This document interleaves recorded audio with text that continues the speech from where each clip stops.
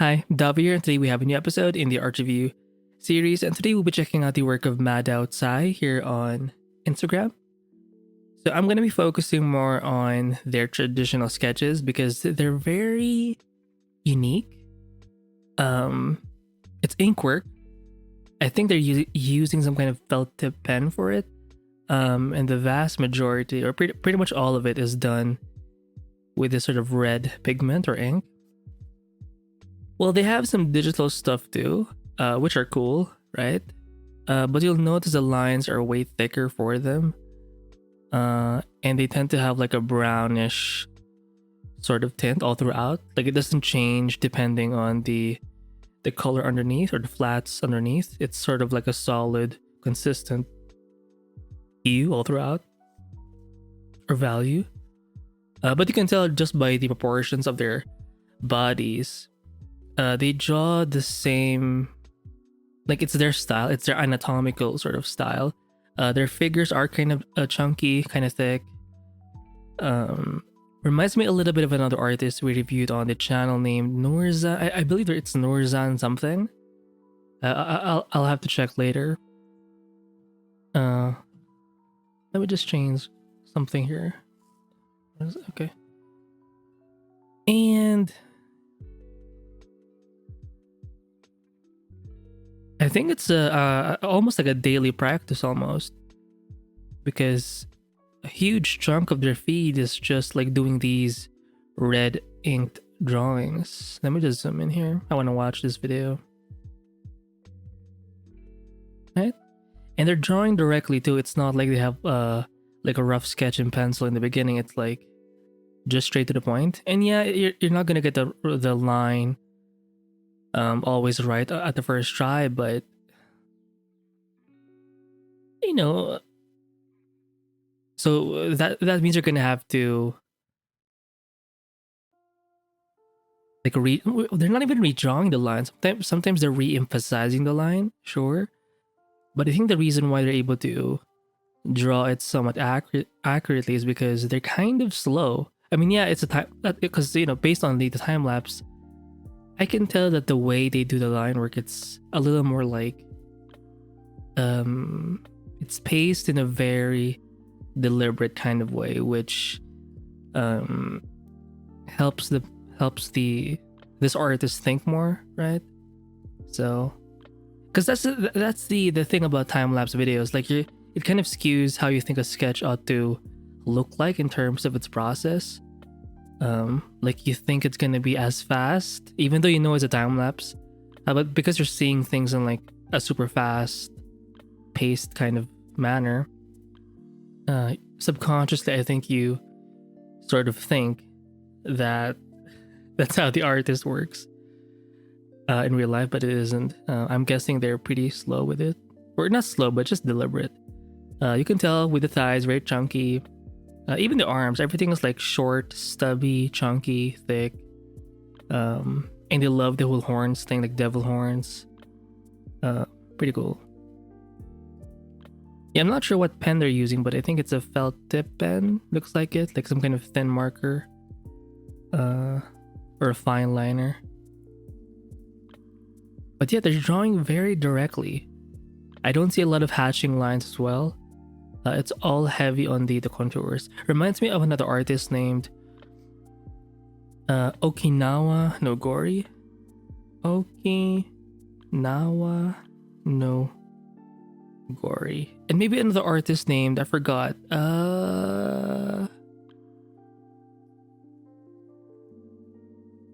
Wait, let me pause the video because I need to find their name. I'm back. So I found their name. It's this one.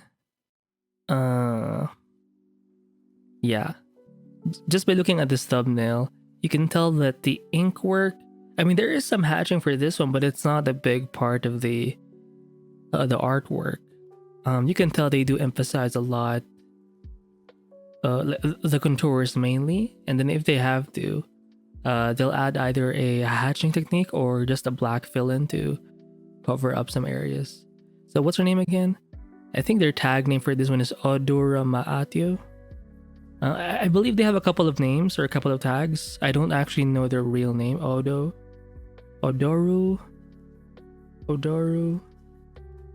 Maatio,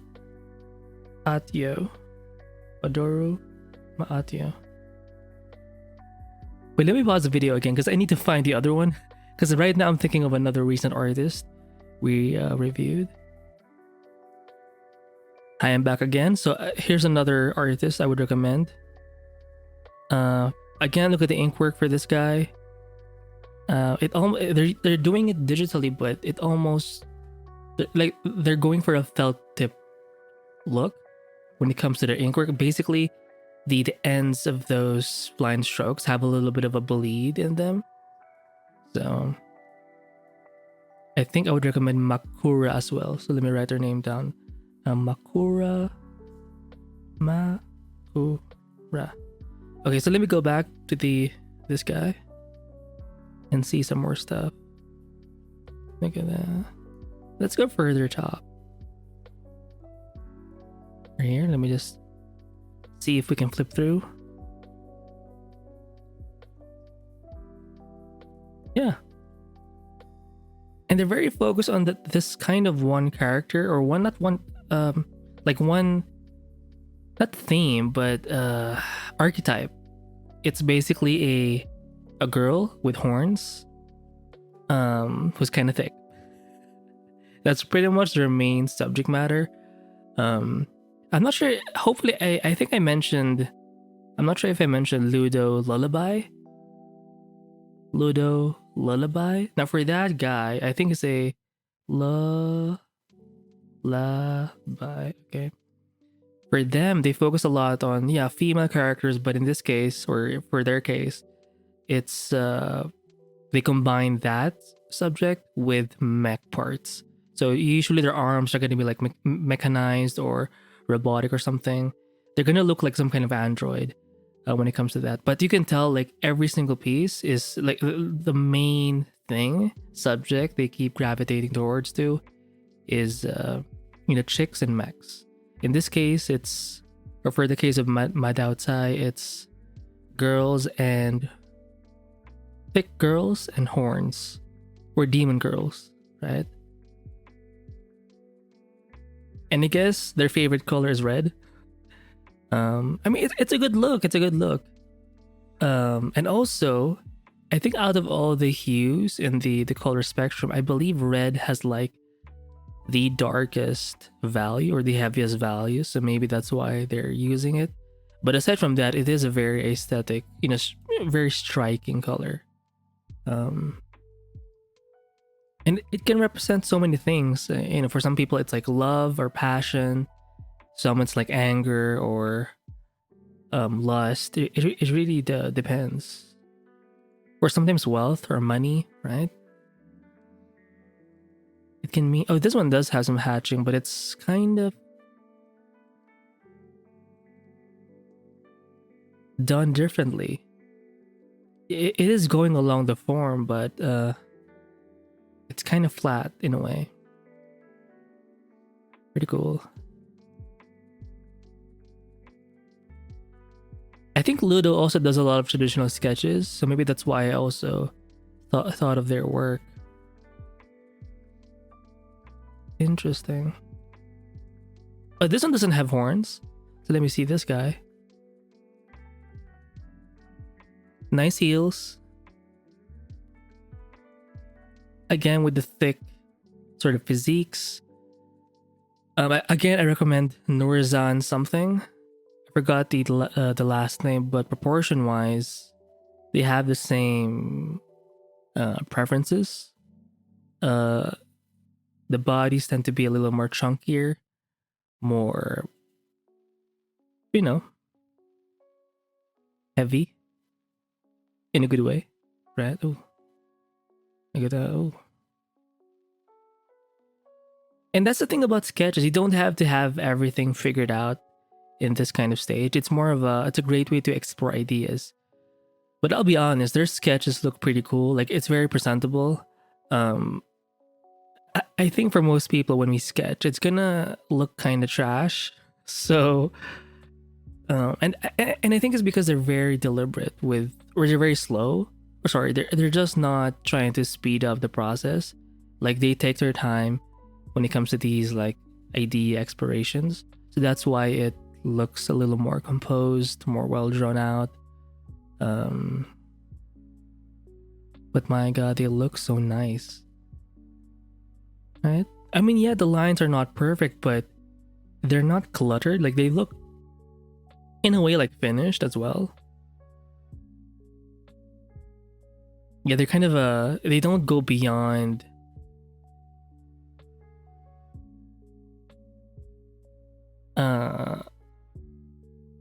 you can see some lines crossing over. You can tell that for some parts, for example, for this arm over here, they're trying to make some changes with how far or how close that arm contour ought to be. So you have some minor changes here and there, but it's not too like it's not a very drastic change. They're sort of comfortable with committing to their initial strokes.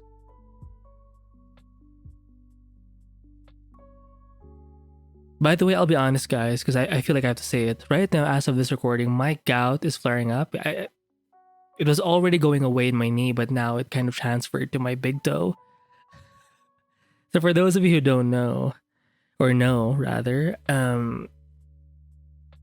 it's in that time where it's kind of throbbing, where you can feel like the pulsating something. So I'm kind of in that spot. Or another way of saying it is the whole needles thing. It feels like 1,000 needles are like pointed in like one spot. I'm kind of in that position right now, but I'm just holding off the pain and doing this video. In a way, by doing this recording, I'm kind of, it doesn't take away the pain, but just having something to focus on that's not pain is giving me a little more hope. Like I have some kind of reason. Oh, I need to do this video for my viewers, right? So I love this hatching here. I think the marker. It's nice seeing the lines a bit close. Like if you zoom out, it's kind of hard to see, right? But when you zoom in, you do see a little bit of like space in between. But yeah, it's a nice way of hatching. It's a little more tightly packed. Compare that to say the shadow of this neck. It's a little more spaced out. And that's a great way to like add some variety when it comes to your hatching. Oh my god, it's like hurting. Maybe I should not have brought it up because maybe that's making it worse. Anyway, ooh, you don't even know what's going on. Oh wow, very cute, very kawaii. So they're also into like not just the body itself, but like the costume or the attire, the fashion, the weapons involved. They're into that kind of designs as well. Those are is that a blade? Some kind of knife blade. Yeah, and I've talked about this a couple of times, reviewing the feeds, the profiles of different artists. Is you can grow by just focusing on one sort of subject. As you can tell, for this Madow Tsai artist, they're just they have no shame. They have no shame when it comes to just liking cute girls that are kind of thick with some horns, right? With some demon horns, and that's it, right? And I've gotten some comments from the channel before talking about, oh, like it's kind of boring and whatever. I mean, people have their own preferences, have their own tastes, but I think you're missing something here. Like not everything has to be like diverse, right? Because there is you can learn something, a couple of things by being diverse, but you can also learn actually from just sticking to one sort of subject. Like you can explore a lot by just focusing on one thing. You may not have the breadth or the width, right? Or the vast sort of knowledge, but you can learn you can have like a deeper understanding of something by just focusing on, or by limiting your scope into one area. And if you want to be honest, like if deep down you're just into this kind of stuff, then why fight and force yourself to draw something that's not going to be as interesting to you, right? I mean, even the way, whether it's drawing things in ink traditionally or doing some digital paintings, they just like these horned sort of demon girls or dragon girls, who knows? And you can tell that, it's just their thing, right? And you can build a body. Oh my God, it hurts so much. You can build a body of work just by focusing on this one thing. And the concern is, oh, you're not gonna you're gonna run out of ideas, but I don't think so. I mean, it can look repetitive, but you can always change. Like, in a way, you actually learn to be more creative when you're limiting yourself to, the tools you have, the subject matter you're focusing on. Like, the more concentrated you are, I think the more creative you can be, or the more creative you have to be, right? Oh my God, it hurts. Ooh! I did take some Advil, some painkillers, but I don't think it's working, guys. I think it's worse now. But, okay, looking back, oh, that's Freerun. Looking back at their work, I do see the demon girls are a little more orange. But eventually they made the switch from orange to like red. I do like the more reddish, pinkish hue. It's a lot more like fleshy, more demon-like. But in the past, they were focusing, I guess, on black and white inks. Most of it traditional. They look very clean, by the way. I'm guessing they had some kind of initial sketch in pencil, and then they committed to those lines by adding some solid inks. Spicy? It is spicy. Oh. Yeah, and their line work is kind of thick. Yeah, when they're painting stuff digitally, obviously it's way, let me just let it load. They are way thicker, sure. Like, it's gonna be a little more obvious. Let me just, yeah, for these ones, you can tell. But even for their traditional, like, sketchbook stuff, the pen they're using it's not like a super fine, like 0.3. It just feels a lot thicker. Like, I can see the lines more clearly, without any kind of fading. I mean, look at how sketchy this is, but it's not cluttered. Like, it's not messy, and I like that look. So they're trying to capture their ideas in as less lines as possible. Oh, it reminds me of another artist. Although they do things digitally, reddyarts. I think there's another artist to study as well, reddyarts. And they mostly do black and white illustrations or sketches. Look at that, pretty cool.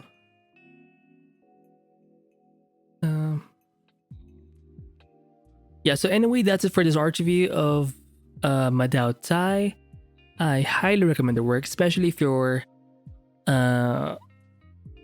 if you're into this kind of subject, number one, but also if you're into like if you want to get back to sketching. I think limiting your tool sets is a great way to start. In this case, for Madow Tsai, just red ink, a pen, on paper, no coloring.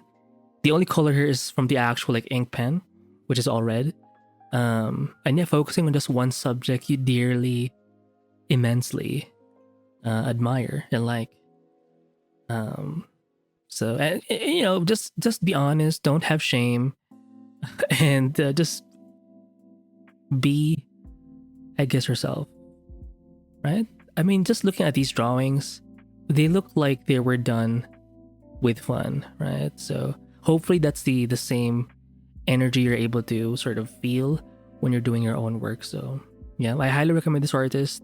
I will link this page in the description below, and I'll see you in the next one.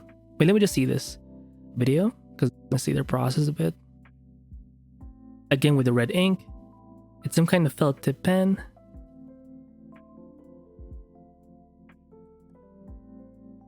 You know what reminds me a little bit of like the directness of the inks? Maybe Bryce Co something? Bryce Co? Maybe a good guy to recommend as well. Bryce Co. I think that's her name. Let me just see it all the way out. Right? Yeah, you see how they adjusted the shoulders a bit? A minor change, but and look at how they were able to simplify like the hands and the feet as well. Like you don't even have to draw like the toes. And I think Nurzhan does that a lot as well. You know, in a way, you're trying to build and create your own mannequin, right? That makes sense to you. Look at that, some shading, some nice shading, right? Ooh, just defining some areas, making some contours thicker, and there you go. Look at that. Very cool sketch or set of sketches. And again, look at their sketchbook size. I did talk about this in a recent video. You know, sketchbook pages or sketchbooks that are about the size of an A5 sort of sheet of paper. I think they're a great size to have just because it takes less space, but also you don't have to sketch too big. Like you're sort of forced to sketch in a more tightly compact area. So it's gonna, like it feels like you're gonna be sketching more, right? With less of a page for some reason. Because everything is gonna be about or within the size of your hand or palm. So I think that's a great way to keep your sketching sort of habits or process a lot more manageable, especially when you're trying to draw or sketch daily traditionally. I think having like an A5 sized sketchbook is a great sort of thing to have. So again, I will link this page in the description, oh my god, below, and I'll see you in the next one. Bye.